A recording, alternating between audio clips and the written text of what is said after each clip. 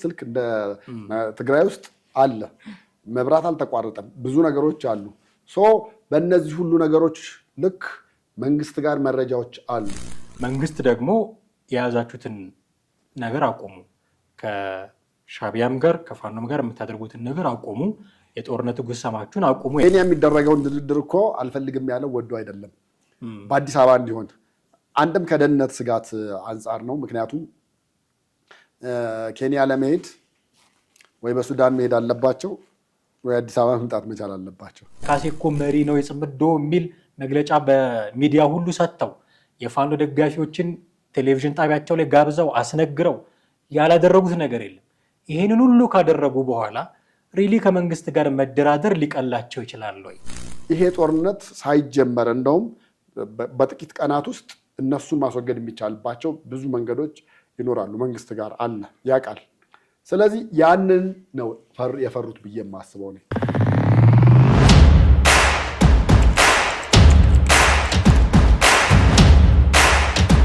ሰላም እንዴት አላችሁ ውድ ቤተሰቦቻችን ይህ ዘኢትዮጵያ ነው ቴዎድሮስ ካሳና ማደገፋ ከእናንተ ጋር ቆይታ እናደርጋለን ወቅታዊ ፕሮግራማችን ነው በዛሬው ፕሮግራማችን ትኩረት የምናደርገው በህወሓትና በፌደራል መንግስቱ መካከል ድርድር ሳይጀመር አይቀርም የሚሉ መረጃዎችን እየሰማን ነው ድርድር እንዲጀመር የሆነው ለምንድን ነው በምን ምክንያት ነው አደራዳሪው ማን ነው ድርድሩ እየተደረገ ያለው የት ነው ሪሊ ትክክለኛ የሆነ ድርድርስ እየተደረገ ነው ወይ ማን ምን አይነት አቋም ለወጠ ድርድር ቢደረግ ማን ተጠቃሚ ነው እነዚህን ጉዳዮች በወፍ በረር ለመቃኘት እንሞክራለን ከባልደረባዬ ቴዎድሮስ ካሳ ጋር በመሆን ከእናንተ የምንጠብቀው ጊዜያችሁን ነው እስከ ፕሮግራማችን ፍጻሜ ድረስ አብራችሁን በመቆየት ተከታተሉን ዘንድ በአክብሮት ጋብዘናችኋል ከኛ ጋር ሆኖ እንዴት አለ ቴዲ እንዴት ነው አለን ይታወቃል የኢትዮጵያ ፖለቲካ ትላንት የምትሰማው ዛሬ እየሰማን ያለ ነው ነገ ደግሞ የምትሰማው በጣም ኮምፕሊት የተለያየ ነው ባለፉት ቀናት ጦርነት ሊጀመር አንድ ሐሙስ ነው የቀረው እያልን ነበረ ድሮን ጥቃቶች የተደረጉ ነበረ መቀሌ ውስጥ ሳይቀር ድሮን ተተኩሶ ሸረሪና ላይ በዚህ በራያ ግንባርም በኩል በርካታ የድሮን ጥቃቶች ነበሩ ህወሓትማ ይሄንን ዝም ብሎ አያልፍም መልስ ይሰጣል ተብሎ ሲጠበቅ አሁን ስለ ድርድር ማውራት ጀመረ የሚሉ መረጃዎችን ሰማን ኦሉሴጉን ኦባሳንጆ ቅዳሜ ዕለት የምክክር ኮሚሽኑ የመዝጊያ ፕሮግራም ላይ ተገኝተው አይተናቸዋል በአደባባይ የተገኙት ግን ለዚህ አይደለም ለድርድር ነው የሚሉ መረጃዎችን ሰማን በዛው ቀን የቲፒኤልኤፍ ተወካዮች ለድርድር አዲስ አበባ እንደገቡ ሁሉ ሰምተናል የፕሪቶሪያውን ስምምነት ለመገምገም የሚል ስም ነበር የተሰጠው ግን ውስጥ አዋቂ ነን የሚሉ ሰዎች የሚያወጡት መረጃ አዲስ ድርድር ሊያደርጉ እንደሆነ እንደውም አንዳንድ መረጃዎች ኦልሬዲ ድርድሩ ተጀምሯል የሚል መረጃም ሲሰጡ ነበረ በመግለጫ ደረጃ የቲፒኤልኤፍ ሰዎች ናይሮቢ ይደረጋል ተብሎ የሚጠበቅ ድርድር ነበረ የሚባል ነገር የለም እኛ ጉዟችን ደራት ኪሎ ነው ድርድር የሚባል ነገር የለም ብለው በጽህፈት ቤት ኃላፊ ደረጃ መግለጫ ሲሰጡ ነበረ ይህንን ሁሉ ቃል አጥፈው አሁን ድርድር ላይ ተቀምጠዋል የሚል መረጃ እየሰማን ነው ምን ያህል እውነት ነው ድርድሩ እውነት ነው ምንም ጥያቄ የለውም ግን በዚህ ድርድር ህወሓትን ማመን ይቻላል የሚለውን ነገር እናነሳለን እንጂ የኦባሳንጆም መምጣት ያው ምንድነው በእኛ በአበሻ የሚባል አንድ ተረት አለ አይደለ ሙቅ ለጉንፋን እግረ መንገዱ ለሆድ ባና የሳቸው ማመጣት እንደዛ ነው እግረ መንገዱ ለሆድ ይባላል ያው ማታ ላይ ለጉንፋን ጠጣበት ምናምን ትባላለህ ግን እኮ ሆድ ወጥሮ ይዛልና እንደዛ አይነት ነገር ያለው ነው ብዬ ነው የማስበው የኦባሳንጆ መምጣትና ህወሓት ኬንያ የሚደረገውን ድርድር እኮ አልፈልግም ያለው ወዶ አይደለም በአዲስ አበባ እንዲሆን አንድም ከደህንነት ስጋት አንፃር ነው ምክንያቱም ኬንያ ለመሄድ ወይ በሱዳን መሄድ አለባቸው ወይ አዲስ አበባ መምጣት መቻል አለባቸው በድንበር ሂዱ አይባልም አሁን ደግሞ ጊዜውም ጦርነቱም አጠቃላይ የድሮን ሆኗል በቃ ቴክኖሎጂው ድሮን ላይ ነው ጫወታው በቀደም እኮ በመስቀል ማን ነው በስቴዲየም መቀሌ ውስጥ ስታዲየም ውስጥ ሊከበር የነበረውን አሸንዳ ኖ በድሮን ስጋት ነው የተውት ስላለ ብለው የተውት ነገር አለ ሶ እነኚህ ሰዎች በየት ወጥተው ነው የሚደራደሩት ተደራዳሪዎች ውስጥ ምን ዋስትና አላቸው የሚለውን ነገር ይዘን ስናየው ኦባሳንጆ ለእንደዚህ አይነቱ ነገር መፍትሄ እንዲሆን ከፌደራል መንግስት ጋር ተነጋግረው ነው አጠቃላይ ድርድሩ እንዲካሄድ የታቀደውና የተጀመረው። ግን ይሄ ድርድር ደግሞ በኬንያ ቢሆን እዛ ለሚደርስባቸው መንግስት የኢትዮጵያ መንግስት እዛ ለሚኖረው ችግር ዋስትና ሊሰጥ አይችልም። ስለዚህ መሆን የሚችለው አዲስ አበባ ከሆነ ነው። አዲስ አበባ መጡ፣ እነ ደብረ ጽዮን አወሩ፣ ተወያዩ፣ ተመልሰው ሄዱ 2 ቀን 3 ቀን። ግን ይሄም አሁንም ለዋስትና ከበድ ያለ ነው ሲባል ደግሞ አይ እንግዲያው እንደዛ ከሆነ ኦባሳንጆ ይምጡ ተባለና እንደውም ዛሬ ሰኞ ነው፣ ዛሬ ወደ መቀሌ ይጓዛሉ የሚል መረጃዎች አሉ። እና ድርድሩ በዚህ መንገድ ላይ ነው ያለው። ድርድሩ ይካሄዳሉ? አዎ ይካሄዳል። ግን ህወሓት እንደዛም ሆኖ 3 ነገሮችን ነው የያዘው። አንደኛ ድርድሩን በአንድ በኩል እያካሄደ ነው። በሌላ በኩል ደግሞ በትግራይ ቴሌቪዥን ደግሞ ጄኖሳይዱ የኢትዮጵያ መንግስት እያለ እየጠራ ነው ያለው። በሶስተኛ መንገድ ደግሞ ከኤርትራ ጋር እና ከፋኖ ጋር ጽምዶን ደግሞ ፈጥሮ ደግሞ እየሄደ ነው ያለው እና በ3 መንታ መንገድ ላይ እየተጓዘ ነው ያለው ህወሓት እና አንደኛው ድርድሩ ነው። ድርድሩ እንግዲህ ሰጥቶ በመቀበል መርህ ምን ሊያመጣ እንደሚችል በሂደት የምናየው ይሆናል። ይቺ የፕሪቶሪያውን ልንገመግም ነው የሚባለው ግን ትንሽ ይሆናል አይደል? ሌላ ስም የመስጠት አይነት ነገር ነው ብዬ ነው የማምነው።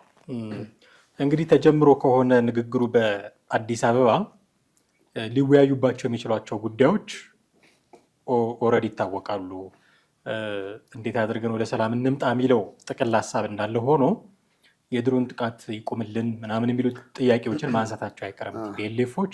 መንግስት ደግሞ የያዛችሁትን ነገር አቆሙ፣ ከሻቢያም ጋር ከፋኖም ጋር የምታደርጉትን ነገር አቆሙ፣ የጦርነት ጉሰማችሁን አቁሙ የሚል ጠንከር ያለ አቋም ይዞ መምጣቱ አይቀርም። ይሄንን ለመቀበል ሊገደድ ይችላል ብዬ አስባለሁ ቲፒኤልኤፍ። ምክንያቱም ሰሞኑን የደረሱበት ምቶች የሚያወላዱ አይደሉም እምብዛም። እንደውም መቀሌ ላይ የተደረገው ድብደባ የድሮን መቃወሚያ ያለበት ቦታ ነው የተመታው። ድሮን ሊቃወም የመጣው መሳሪያ በራሱ በድሮን ተመቶ ነው አሉ የወደመው። እና በእርግጥ ንጹሐን ተገድለዋል። የዓለም አቀፉ መንግስት ትልልቅ ሀገሮች እንዴት ዝም ይላሉ የሚል መግለጫ አውጥቷል ቲፒኤልኤፍ። ያው ትክክለኛ መረጃ የትኛው እንደሆነ ባናውቅም ንጹሐን ተገድለዋል ይላል ቲፒኤልኤፍ። አንዳንዶች ደግሞ ፕሪሳይስሊ ድሮኑ ሄዶ የመታው መሳሪያዎችን ነው ምናምን ብዙ ጉዳት አላደረሰም ሰው ላይ ማለት ነው ጉዳት አላደረሰም የሚሉ መረጃዎችን የሚሰጡ አሉ። ይሄ ምቱ ግን የመሳሪያ አቅሙን እያዳከመው እንደሆነ ከኤርትራ የገቡ መሳሪያዎችንም ጭምር መኪኖችንም ጭምር ነበረ ሲመታ የነበረው መከላከያ ሰራዊት። ስለዚህ አዳክሞታል ቲፒኤልኤፍን፣ የውጊያ አቅሙን ቀንሶበታል። እዚህ ላይ ደግሞ ህዝቡ እንደ ድሮ ከቲፒኤልኤፍ ጋር አለመሰለፉ የራሱ የሆነ ሳይድ ኢፌክት አለው እና እነዚህን ነገሮች ከግምት ውስጥ አስገብቶ እንደገና ለመትረፍ ከነጭራሹ ላለመጥፋት ለድርድር ሊቀመጥ ይችላል እና ለድርድር ሲቀመጥ በቃ የድሮን ጥቃት አቁሙልን የሚል ጥያቄ መጀመሪያ ይዞ መምጣቱ አይቀርም። ይህንን ይዞ ሲመጣ መንግስት ቅድም ያልኳቸውን ጥያቄዎች ፊት ለፊት ያመጣል። ከፋኖ ጋር ጽምዶ የምትሉትን፣ ከሻቢያ ጋር ጽምዶ የምትሉትን፣ ይሄ ያወጣችሁትን ህግ አንዳፋኝ ህግ አውጥተዋል፣ እንደሱ የምትሉትን ለጦርነት የምታደርጉትን ዝግጅት ሙሉ በሙሉ አቁሙ የሚል ጥያቄ ማንሳቱ አይቀርም። ቲፒኤልኤፍ ይህንን እሺ ብሎ ይቀበላል ወይ? ብዙ ጊዜ እንደሚባለው ቲፒኤልኤፍ ህይወቱን ለማቆየት ጦርነት ይፈልጋል የሚሉ ብዙ ጊዜ ትንታኔዎች ይሰጣሉ። ዝም ብለን መሬት የምንጥለው አይደለም። እንደው ዝም ብሎ ልማት ላይ ቢያተኩር የህዝቡም ጥያቄ ይመጣል። ጄኔራሎቹም የሰሯቸው ስራዎች አሉ። ፍትህ የሚመጣበት ጊዜ ሊኖር ይችላል። የወርቅ ንግዱ፣ የሰዎች ዝውውሩ ምናምን ሊወጣ ይችላል። ይሄ ተዳፍኖ እንዲቀር ጦርነት ይፈልጋል የሚል ድምዳሜ በብዙዎች ዘንድ አለ። አሁን ድርድር ላይ መጥቶ የፌዴራሉ መንግስት ይህን ነገር አቁሙ ቢለው እሺ ብሎ ሊያቆማሉ? ምናልባት ድርድሩን እንደለመደው ለጊዜ መግዣነት ብቻ ሊጠቀመው ሳስበው እንደሆነ የሚል ትልቅ ደግሞ ስጋት ይነሳል። ጊዜ መግዣ አዎ፣ ግን እኔ ሌሎች ያስቡታል እንደተባለ ወይ ደግሞ አንተ ባነሳው መንገድ አይደለም ጊዜ መግዣ ብዬ ልለው የምችለው። ታስታውስ እንደሆነ የሰሜኑ ጦርነት ጊዜ፣ የትግራይ ጦርነት ጊዜ የሆነው ነገር ከዚህ አሁን ካለው ጋር የሚያመሳስላቸው ነገር አለ። ጌታቸው ረዳ አንድ ዶክመንታቸውን አውጥቶታል ወይ ደግሞ ተናግሮታል። ድርድሩን እንዲፈጥን አድርግልን እያሉ እነ ደብረ ጽዮን ፑሽ ያደረጉኝ ነበር አለ፣ ግፊት ያደረጉ ነበር አለ። ይሄ ማለት እንግዲህ እነኚህ ሰዎች አይናቸው እያየ እነ ስዩም መስፍን ሞተዋል፣ እነ አባይ ፀሐዬ ሞተዋል። ሌሎችም ከነሱ ጋር አብረው በትግል የነበሩት አይናቸው እያየ ሞተዋል። ቀጣዩ ሟች እነሱ ናቸው። ምናልባትም እንደነ አቦይ ስብሐት እንትን ላይ ልዩ ይችላሉ ማለት አሁን እነ አቦይ ስብሐት ተራራ ላይ እንደ ዝንጀሮ ከተራራ ላይ መከላከያ ተሸክሞ አምጥቶ ተጠያቂ ያደረጋቸውና ተዋቸው። እነ ስዩም መስፍን ግን እሱን እድል አላገኙም። እንደውም በጦርነቱ ወቅት ከነበሩ ውስጥ አዋቂዎች ምንድን ነበር የመጣ መረጃ እነሱን በምንም ተአምር በህይወት ተርፈው ይዛችሁ እንዳትመጡ፣ እዛው ማለቅ መቻል አለባቸው፣ እዛው መሞት መቻል አለባቸው። ካልሞቱ ነገ ጠዋትም መልሰው ወደ ጦርነት አዙሪት ውስጥ መግባታቸው አይቀርም። ጊዜ ከመውሰድ ከመጥፋት በስተቀር ለኢትዮጵያም ሰላም አይሰጡም፣ ለመንግስትም ሰላም አይሰጡም በሚል አንድ ጉድጓድ ውስጥ ነው። ታስታውስ እንደሆነ አስከሬናቸው ተለቆ ነበረ። አንድ ጉድጓድ ውስጥ ነው የተመቱት። የተመቱትን ቦታ ከአንገት በላይ ነው። በቃ ይሄ ግንባር ላይ መምታት ማለት በቅርበት የተተኮሰ እንደሆነ አንደኛም ምክንያቱም የትኛውም ስናይፐር ቢሆን ግንባር እንዲህ ፊት ለፊት ሊመታ አይችልም። በጣም የሆነ ቦታ ነው ሊመታ የሚችለው። እነኚህ ሰዎች የደረሳቸው እጣ እንዳይደርሳቸው ነበረ እነ ደብረ ጽዮን ድርድሩ ቶሎ ይሁን እያሉ እነ ጌታቸውንም የጨቀጨቁት እነ ዶክተር ቴዎድሮስንም እነ ኦባሳንጆንም እንደዛ እረፍት ነስተው ቶሎ ድርድሩ እንዲካሄድ ተደረገ። በቃ እኛ ጦርነቱ ብቻ ይቆምልን፣ ሌላ ነገር ምንም አንፈልግም ነበር ያሉት። ጦርነቱ ብቻ ይቆምልን። ግን ልክ ጦርነቱ ሲቆም ደግሞ ሌሎች ጥያቄዎችን ማንሳት ጀመሩ። አሁንም እየተወሰደ ያለው ጊዜ መውሰጃ ህወሓት ያለ ጦርነት አይኖርም የሚለውን ነገር ብቻ አይደለም።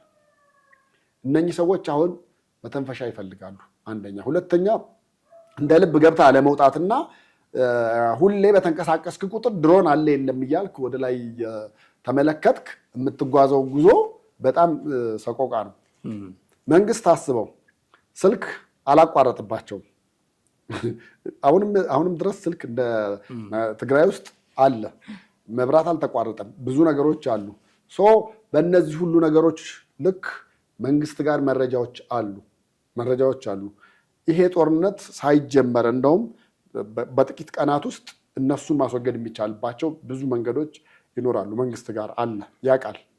ስለዚህ ያንን ነው የፈሩት ብዬ የማስበው ነው። በቃ ድሮን ክትትል እያደረገችብን ስለሆነ አሁን የምንፈልገው ነገር ሰላም ነው ብለው፣ ሰላሙን ግን በምን አይነት ሁኔታ ራሳችንን እናስተዳድር፣ ይሄ አመራር አሁን ያለው አመራር ሙሉ ለሙሉ እንዳለ ሆኖ ይቀጥል። ፓርላማ ውስጥ ተወካይ ይኖሩ፣ አዎ ይኖር፣ እነሱን ፓርላማ ውስጥም እንዲኖር እንፈልጋለን። ፌዴሬሽን ምክር ቤትም እንደዚሁ ትግራይን የሚወክሉ ይኖራሉ የሚሉት ነገሮችና በስልጣን ላይ ደግሞ በፌዴራል መንግስት ስልጣን ላይ ደግሞ የተወሰነ ሰው ከኛ ወስዳችሁ ስልጣን ቦታ ሲይዙ፣ እንደዛ ነው ሊሆን የሚችለው እንጂ ይሄ ጦርነቱን ለጊዜው አቁመህ እንትን ብታደርገው አይደለም። በቃ ቅድም በገለጽኳቸው እኮ በሶስት መንገድ ነው እየሄደ ያለው። በዚህ በኩል በጽምዶ እየሄደ ነው። በፕሮፓጋንዳው በኩል ጭራሽ የዘመነ ካሴን ሙሉ መግለጫ ቁጭ ብሎ እስከ ማቅረብ ደረጃ ደርሰዋል። አሁን ያሉት ነገር ግን አላስኬድ ሲላቸው ህወሓትን ያላችሁ እስኪ እናያችሁ የሚለውን ዜማ ነው የጀመሩት። ከዛ ያው የማይሰለቸው ኦባሳንጆ አለ እንግዲህ እሱን ጠርተውታል። ግን አሁን ያልኳቸው ነገሮች ነው የሚኖረው ከዚህ በኋላ። አንደኛ ሰላም እንዲሆን፣ ሁለተኛ በፌዴራል መንግስት ውክልና እንዲኖረን ምናምን የሚሉትን ጥያቄዎች ያመጣሉ። ነገር ግን ይሄ በህዝብ ምርጫ ምናምን የሚለውን ተው፣ እኛ መርጠን የምንሰጣችሁን እዛ አስቀምጡልን ወደሚለው ድርድር ይመጣሉ ብዬ ነው የማምነው። አሁን በዚህ መሀል የምናነሳው አንድ ወሳኝ ጥያቄ የሚሆነው የጽምዶ ጉዳይ መዳረሻው ምንድን ነው የሚል ነው።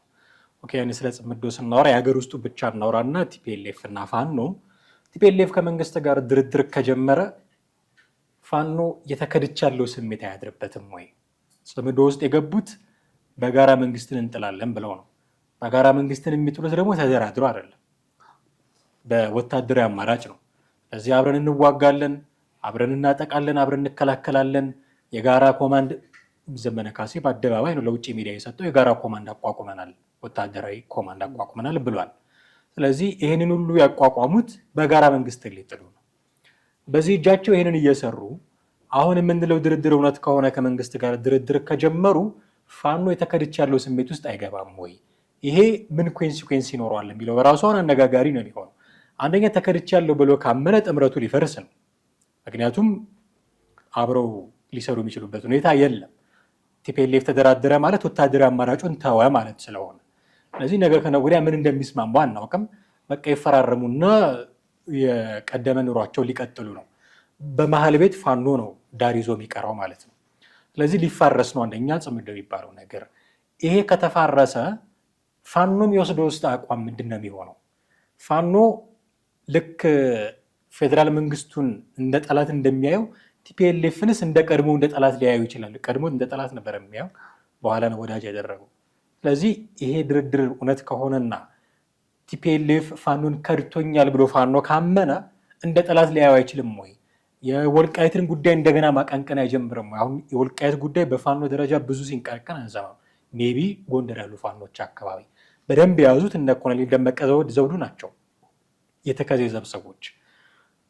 ቲፒኤልኤፍ ከከዳ እነ ዘመነ ካሴም ራሳቸው ተነስተው የወልቃይት ጉዳይ ምናምን ማለታቸው አይቀርም ብዬ አስባለሁ። መንግስትን ከመውጋት ይልቅ ቲፒኤልኤፍ እና ፋኖ እርስ በርስ የሚዋጉ ሌላ የጦርነት ቅርጽ የሚኖርበት እድልም ሊሰፋ ይችላል እና እንደው ቲፒኤልኤፍ አስቡበታሉ። ይሄንን ነገር ላያስቡበት አይችሉም፣ ግን የሚመርጡት የሚያዋጣቸውን ስለሆነ ከእድሜ ልካችን አንቀጥልም ከፋኖ ጋር ብለው ሊያስቡ ይችላሉ።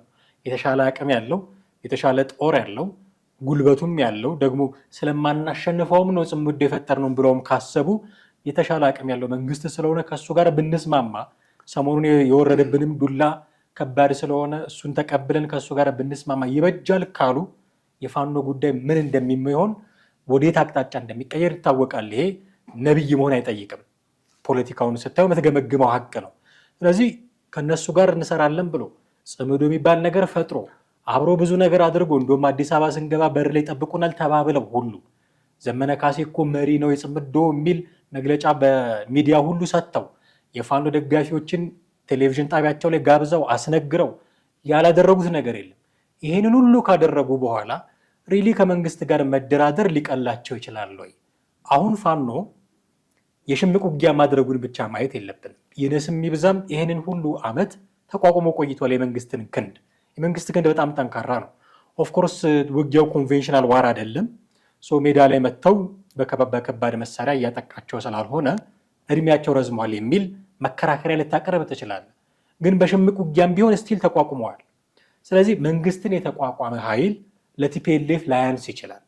ስለዚህ ቲፒኤልኤፍን ታርጌት አድርጎ እሱን የማጥፋት ሌላ አዲስ ጦርነት ውስጥ ሊገባ አይችልም ወይ? ድርድሩ እንዲህ በሰላም ቲፒኤልኤፍ የሚፈልገውን ሰላም በቀላሉ የሚያገኝበት ነው ወይ ብዬ ነው። የጊዜ ጉዳይ እንጂ ህወሓትና ፋኖ መከዳዳታቸው አይቀርም። የጊዜ ጉዳይ ነው። ይህን ስልህ ምናልባት ከመነሻውም ሊሆን ይችላል፣ ወይ መሀል ድረስ ከመጡ ደብረ ብርሃን ድረስ ከደረሱም ሊሆን ይችላል፣ ወይ 4 ኪሎ በራፍ ላይ ደርሰው መከዳዳቱ የማይቀር አይነት ነገር ነበር። ምክንያቱም የተስማሙባቸው ነገሮችና በጋራ የሚያወጣቸው ነገሮች እንዳለ ሆነው ልዩነታቸው ደግሞ በጣም አሉ። እነዛን ልዩነቶች ግን ቅድም አንተ እንዳነሳኸው በተወሰነ መንገድ ምን አድርገውታል? ይሄ በመግለጫም በፉከራም በምንም አይነት መንገድ አታንሷቸው። ለምሳሌ የመሬት ጉዳይ አንድ ፍጹም የማያግባባቸው ነው። ግን እኮ እኔ እንደማስበው ለምሳሌ ህወሓት በምንም ተአምር የወልቃይት ጉዳይን አልተውም ብሎ እስከፈለገው ጥግ ድረስ ሊሄድ ይችላል። እስከፈለገው ጥግ ድረስ ቢሄድም ግን የእሱ የመሆን እድሉ በጣም ዝቅተኛ ነው የሚሆነው። በጣም ዝቅተኛ ነው። አሁን ምናልባት የተከዜ ዘብ ይዞት ገድቦት ሊሆን ይችላል። በእርግጠኝነት የምነግርህ ግን የተከዜ ዘብም እንደው ቢነሳ አያስፈልግም ተብሎ ወይ ደግሞ በአማራ ክልል የጸጥታ ኃይል መጠበቅ አለበት ተብሎ በመንግስት ደረጃ መግለጫ ቢወጣና እንደዛም ቢሆን መቼም ቢሆን በእጁ ሊያስገባው አይችልም። ምክንያቱም ይህን ጥያቄ ባነሳ ቁጥር ከአማራ ጋር ሊገጥሙ የሚችለው ችግሮችን እንዳለ ያውቃል። እንኳን መሬትን ያክል ነገር ተወስዶበት ቀርቶ የአማራ ክልል ደግሞ እንደዚሁም ህወሓት ስለ አማራ ህዝብ ጥሩ ምልከታ የለውም ብሎ ያምን የነበረ ነው። ህወሓት እኮ ስልጣን ላይ ባለበት ወቅት እስኪወርድ ድረስ በጠቅላይ ሚኒስቴር ቦታ አንድም አማራን አታይም ነበር። ሁሌ ምክትል ነበር። ደመቃውን ስንቴ ነበር ምክትል የሆነው? ሰዎች በተለዋወጡ ቁጥር ምክትል።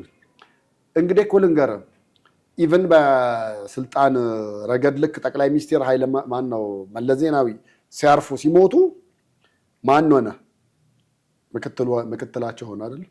ግን ምክትሉ ሪዛይን ሲያደርግ ግን ምክትሉ አይደለም ያወጣው። ይሄ የሚያሳየው ምንድን ነው? በቃ አማራ ሁሌ ተከታይ የሆነ እንዲሄድ እንጂ በስልጣን ቁንጮ ላይ መቀመጥ እንዳይችል። ይሄን ህወሓት ከበረሃ ጀምሮ የጠነሰሰው ነገር የእሱ ሂደት ነው እስካሁን ድረስ ቀጥሎ አሁንም እየሄደ እየቀጠለ ያለው እሱ ነው የሚል እምነት ስላለ ነው። አንደኛው። ሁለተኛ በምክክር ሂደቱ ህገ መንግስቱ ላይ ሊሻሻሉ የሚገባቸው ነገሮች ከተነሱት መካከል አንዳንዶቹ ፍጹም ለህወሓት የማይመቹ ናቸው። የማይመቹ ብቻ ሳይሆን ህወሓትን ሊያጠፉ የሚችሉ ናቸው። ለምሳሌ የክልል ልዩ ኃይል የተባለ የክልል ጸጥታ ምናምን ሁሉ ነገር ይቁም ምናምን ይፍረስ ሁሉ ተብሏል አይደለ? ህወሓት አሁን በዛ ይስማማሉ። አሁን ደብረጽዮን ማን ይሙት ከፌዴራል መንግስት ጠባቂ ይምጣልህ ቢባል አምኖ እሺ ይላል፣ ይቀበላል። ከመከላከያ ይምጣልህ ወይ ከፌዴራል ፖሊስ ቢባል እሺ ይላል? በምንም ተአምር። በራሱ ቋንቋ ተናጋሪ አካባቢ ያሉትን ነው የሚፈልገው።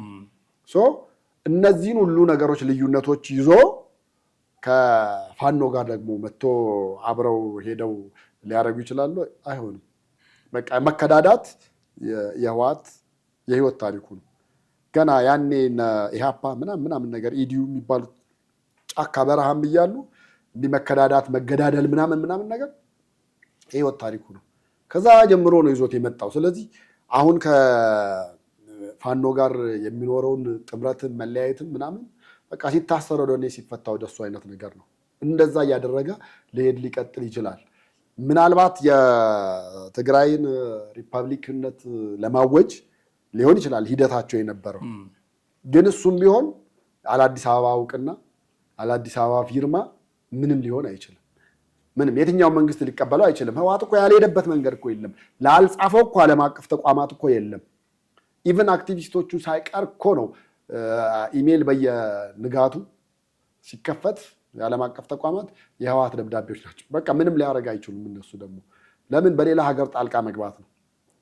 ልክ መለስ ኤርትራ በራሷ በሪፈረንደም ትሆን ብሎ እንደጻፈውና እንደላከው ደብዳቤ ቀላል አይደለም። የኢትዮጵያ መንግስት ያንን በቀላሉ ሊያደርገው አይችልም። ስለዚህ ይሄ መከዳዳቱ የጊዜ ጉዳይ ነው እንጂ አሁን አይናችን እያየም ድርድሩ ሲመጣ መከዳዳቱ ይኖራል።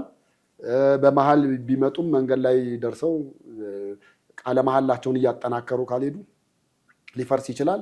እዚህ 4 ኪሎ በራፍ ላይ ደርሰው ምናምን እንዲህ ብዙዎቹ እኮ የህወሓት የበላዮች ጽምዶን ፈጠራችሁ አሁን 4 ኪሎ እስክትገቡ ምንድን ነው ምናምን ከሌሎቹ ጋር ከተጣመራቸዋቸው ጋር ምንድን ነው ሊኖራችሁ የሚገባው ይባል እሱን እዛ ስንደርስ ነው የምንነጋገረው እኮ ነው የሚሉት አይደል? እና እንዴት አድርገህ ነው እዚህ ጋር ቀይ መስመር ያላደረክበትን ነገር እዛ ደርሳ ሊሆን የሚችለው? ስለዚህ መከዳዳቱ አሁኑኑ ይሆናል። ፋኖም መጀመሪያም ሲነሳ ለብቻው ነበር፣ አሁንም ለብቻው ሆኖ ይቀጥላል የሚል እምነት ነው ያለኝ። አንድ የመጨረሻ ጉዳይ ብናነሳ ደስ ይለኛል። አዲስ አበባ ላይ ተጀምሮ ከሆነ ተደርጓል የተባለው ድርድር መቀሌ ይቀጥላል፣ ኦባሳንጆም ወደ መቀሌ ይሄዳሉ የሚሉ መረጃዎችንም እንዲሁ ስንሰማ ነበረ። መቀሌ ከሄዱ በኋላ ምን ይጠበቃል? መቀሌ መሄድ ትርጉሙ ብዙ ነው ብዬ ነው። ምክንያቱም ጊዜያዊ አስተዳደሩን አስወግዶ ነው ቲፒኤልኤፍ ስልጣን የያዘው። ስለዚህ የት ነው ያሉት? ታደሰ ወረደ ድምፃቸው ጠፍቷል። አሁን የእሳቸው ጉዳይ ብዙም እየተወራ አይደለም። የእሳቸውስ ጉዳይ የሚል ጥያቄ አብሮ መነሳቱ አይቀርም። መቀሌ አካባቢ የደረሱትን ጥቃቶች ሊጎበኙ ይችላሉ። እዚህ ቲፒኤልኤፍ ያወጣቸው መግለጫዎች እውነት ነው ውሸት ነው የሚሉትም በዛው ሊገመገሙ ይችላሉ። ብዙ ነገር ነው መቀሌ መሄድ ተያይዞ የሚያመጣቸው ጉዳዮች። ህዝቡ ራሱ እንደ ልቡ እየተንቀሳቀሰ አይደለም፣ መውጣት መግባት አይችልም። የታገዱ እኮ አውቶቡሶችም አሉ ጭምር አገልግሎት እንዳይሰጡ። ይህንን ሁሉ ጉዳይ ኦባሳንጆ የሚያዩበት አጋጣሚ ሊፈጠር ይችላል። አንድ ሁለተኛ፣ መቀሌ ሄዶ የሚያነጋግሩት ደብረ ጽዮንን ነው። እዚህ መጥቶ ላይሆን ስለሚችል ደብረ ጽዮን ተወካዮቹን ስለሆነ የሚልከው ትክክለኛውን የቲፒኤልኤፉን መሪ ጭምር ነው የሚያገኙት በዋናነት። ስለዚህ ከዚህ ይዘው የፌዴራል መንግስቱ ባለስልጣናትን ሀሳብ ይዘው ቀጥታ ዋናውን መሪ ደብረጽዮንን ነው የሚያገኙት። በዚህ ረገድ ምናልባት ከሌላ ጊዜ የተሻለ ጠንከር ያለ ሀሳብ ልውውጥም ሁሉ ሊኖር ይችላል። ስለዚህ መቀሌ ከሄዱ በኋላ ኦባሳንጆ ምን ይጠበቃል? ያው ኦባሳንጆ የአፍሪካ ህብረት የዚህ የኛ ያለንበት ቀጠና ላይ ልዩ መልእክተኛ እንዲሆኑ ስለሾማቸው ድርድርም ቢደረግ ምንም ቢደረግ እሳቸው መጀመሪያ መገኘታቸው ይጠበቃል። የፕሪቶሪያውም ስምምነት ሲደረግ እሳቸው ዋናው ሰው ስለነበሩ ብዙ ነገሮችን እንዲያሳልጡ አሁንም ይጠበቃል። በዚህ መሰረት ነው ወደ መቀሌም የሚያቀኑት። ምን ትጠብቃለህ? መቀሌ ሄደው ደብረጽዮንን አግኝተው ካናገሩ በኋላ የታደሰ ወረደ ጉዳይ እንዴት ሊሆን ይችላል? ድሮን ጥቃት የተመቱ ቦታዎችን መጎብኘት ሊኖር ስለሚችል የዛ ፊድባክ ምን ሊሆን ይችላል? በጥቅሉ ከመቀሌ ምን መልስ ይጠበቃል? ከመቀሌ ሊጠበቅ የሚችለው ያው አሁን የዘረዘርካቸው ነገሮች በሙሉ ያሳያሉ። ለምንድን ነው እኛ ወደ ድርድር እንምጣ ያልነው? አንደኛ ሰላም ስለምንፈልግ ነው። ሁለተኛ ደግሞ እነዚህ ሁሉ ጉዳቶች ስለደረሱብን ነው። ዓለም ይስማን ይወቅልን ብለው ማለታቸው አይቀርም። ግን ኦባሳንጆ ልክ ማሲንጋ እንዳላቸው እረፉ ነው የሚላቸው። ከዛ የዘለለ ነገር አንጠብቅም። በራሳችሁ ጥፋት። ባለፈውም እንደዛ ሆኗል። በነገራችን ላይ ታስታውስ እንደሆነ ሄደው እረፉ ነው ብለው የመጡት የነበረ አይደለ? አሁን ግን ህወሓት እነዚህን ካልኩሌቶች ያውቃል። እንግዲህ ሃይደር ትምህርት ቤትን ተደበደበ ሲባል እኮ በደርግና በእንትን የገበያውም እኮ ያ ሁሉ ቦምብ ጥቃት ደረሰ ሲባል የእነሱ ካልኩሌሽን ነበረበት አይደል እንዴ? ያንን ኦባሳንጆ ይዘነጉታል ብዬ አላምንም። አንድ እሱ ነው። ሁለተኛ አሜሪካ ልትሰማን አልቻለችም፣ ማሲንጋም ሊያዳምጠን አልቻለም፣ መጥቶ እንደ ልጅ ተቆጥቶ ነው የሄደው የሚሉትን ነገሮች በዝርዝር ማሳየት እናንተ ማለት ይፈልጋሉ። አሁን አሜሪካ ስለማትሰማቸው ማሲንጋም ከዚህ በኋላ ሄዶ ለነሱ ጊዜ አጥፍቶ እንደው የኛ ኢሹ ነው ብሎ ሄዶ ምንም ሊያደርገው ይችላል ብዬ አላስብም። ከዛ በመነሳት ነው ሊሆን የሚችለው። ታደሰ ወረደንማ በምንም ተአምር አመተው እንዲነጋገር አያደርጉትም። ካደረጉት በጣም ትልቅ ችግር ነው ሊመጣ የሚችለው። ምክንያቱም ታደሰ የሚናገራቸውን ነገሮቹን ያውቃል፣ አንደኛ። ሁለተኛ በላዩ ላይ የተፈጸመበትን መፈንቅለ መንግስት እያንዳንዱን ነገር ሊናገር ይችላል። ግን ምናልባት አባብለውት ጥሩ ጥሩን ነገር ንገራቸው፣ መልካም መልካሙን ነገር ንገር፣ እንደዛ ከነገርክ እንለቅሃለን፣ ወደ አዲስ አበባ ትሄዳለህ የሚለው ነገር ሊመጣ ይችላል። በዛ መንገድ ህወሓቶች አስፈራርተውት የራሳቸውን ሰው በጎ በጎውን ነገር እንዲናገር ሊያደርጉ ይችላሉ። ያም ሆኖ አሁንም ድረስ እኮ የቁም እስረኛ ሆኖ ነው ያለው። ጠባቂዎች አሉት። ጠባቂዎቹ ወጥቶ እንዳይገባም የሚፈልገው ነገር እዛው ቤት ውስጥ ብቻ እንዲመጣለት አይነት ነገር ነው። ስልክ ከማጋር ማውራት እንዳለበት ገድበውት ነው ያሉት። ስልኩን ነጥቀውት ሁሉንም ነገር ነጥቀውት በአጃቢ የቁም እስረኛ ሆኖ ለተቀመጠ አንድ ባለስልጣን እውነታውን ይናገራል ምናምን ብለህ ለማሰብ ትንሽ ሊከብድ የሚችልበት መንገድ አለ ብዬ አስባለሁ። እና ምናልባት በዚህ ጉዳይ ማሲንጋም በጣም ተደጋጋሚ የሄደው እንደተባለው ነው። ጦርነቱ ከተጀመረ አንደኛ ማቆሚያ አይኖረውም፣ ሁለተኛ እዛ ጋር ያለውን ጂኦፖለቲክስ ይቀይረዋል። እሱም ብቻ ሳይሆን የሀገሪቱም ካርታ ሊቀያየር ይችላል። የሀገሪቱም ካርታ በሙሉ ሊቀያየር የሚችልበትን መንገድ እያንዳንዱን ማንሳት እንችላለን። ለምሳሌ ሶማሌ በደርግ ጊዜ ኢትዮጵያን ወጋች አይደል? ከዛ በኋላ ጦርነቱ ምንድን ነው ያደረገው? ሶማሌ የተከፋፈለች እንድትሆን አደረገ። አስበው። ከዛ በኋላ ኢህአዲግ ከገባ በኋላ ደግሞ የኢህአዲግ ጦርነት ደግሞ ምን አመጣ? ኤርትራ የምትባል ሀገር ለብቻዋ፣ እሷ ብቻ አይደለም። ከዛ በኋላ ደግሞ ሱዳን ሁለት እንድትሆን አድርጓል። ይሄ ጂኦፖለቲክሱን አጠቃላይ የሀገሪቱንም ካርታ አቀማመጥ ሊቀይር ስለሚችልና ምስራቅ አፍሪካ አካባቢ የሚደረጉ ነገሮች ደግሞ በጣም ከአሜሪካ ፍላጎትና እሳቤ ውጭ ሊሆንበት ስለሚችል ከዛ በመነሳት ነው አሜሪካ ጣልቃ ገብቶ እረፉና አርፋችሁ ተቀመጡ፣ ይሄ የምትጀምሩት ጦርነት እዚህ ጋር ዛሬ እናንተ እንደጀመራችሁት አይደለም ነው። ሁለተኛ ደግሞ ጦርነቱ በቀጥታም ነው፣ እንደገና ደግሞ በውክልናም ነው እየተካሄደ ያለው። በውክልና የሚካሄደው ላይ ዩኤኢ እና ዱባይ የየራሳቸው አሰላለፍ ይዘዋል። እነዚህ ነገሮች ሊያመጡ የሚችሉት ነገር ስላለ እነዚህንም ጭምር ታሳቢ በማድረግ ነው ማሲንጋ በጣም ተደጋጋሚ ሲመላለስ የነበረው። ከዛ በኋላ ግን እረፉ፣ ካልሆነ ደግሞ ለኢትዮጵያ መንግስት አስፈላጊውን ነገር እርዳታም ሰጥቼ አርፋችሁ እንድትቀመጡ አደርጋለሁ የሚለውንም ነገር ያመጣል ብዬ አስባለሁ። ከዛም በመነሳት ነው እንግዲህ የነ ደብረጽዮን ውኡታና አቤቱታ እዚህ ደረጃ የደረሰው ብዬ ነው የማምነው እና አይ ቲንክ ለውጥ ሊያመጡ ስለሚችሉ ያ ነገር እንዳይመጣ እረፉ ነው ሊሆን የሚችለውና ነገሮች ከባድ ነው። በጣም አድርጌ ያመሰግናለሁ። እንግዲህ ከመቀሌ ከሄዱና ከተመለሱ በኋላ ደግሞ ያው መረጃዎች መውጣታቸው ስለማይቀር ምን ላይ ነው ያለው ጉዳዩ የሚሉትን ሰፊ እይታ ሊሰጠን ስለሚችል ተመልሰን ከተመልካቾቻችን ጋር እሱን ደግሞ አንስተን በርካታ ጉዳዮችን እንዲሁም እንወያይ ይሆናል። ለዛሬው ግን እጅግ አድርጌ አመሰግናለሁ ቴዲ። ውድ ቤተሰቦቻችን እናንተም ከኛ ጋር ነበራችሁ ቆይታ እጅግ አድርገን እናመሰግናችኋለን። የዛሬውን ፕሮግራማችንን እዚህ ላይ ያብቅተናል። የእናንተ ሀሳብ አስተያየት ምንድን ነው? ጥያቄም ካላችሁ እንደተለመደው በጨዋ መንገድ ልታደርሱን ትችላላችሁ። እኛ ግን የዛሬውን ፕሮግራም እዚህ ላይ እናበቃለን። ቻናላችንን ሰብስክራይብ ማድረግ፣ የደወል ምልክቱን መጫን፣ ቪዲዮቻችንን እንዲሁ ሼርና ላይክ ማድረግ እንዳይዘነጉ ልናስታውሶ እንወዳለን። በሚቀጥለው ስንገናኝ በሌላ ርዕሰ ጉዳይ ነው የምንጠብቃችሁ። ቴዎድሮስ ካሳና አማሃ ደገፋ ከእናንተ ጋር ቆይታ አደረግን። በሚቀጥለው በሌላ ርዕሰ ጉዳይ እስከምንገናኝ ድረስ ጤና ይስጥልን።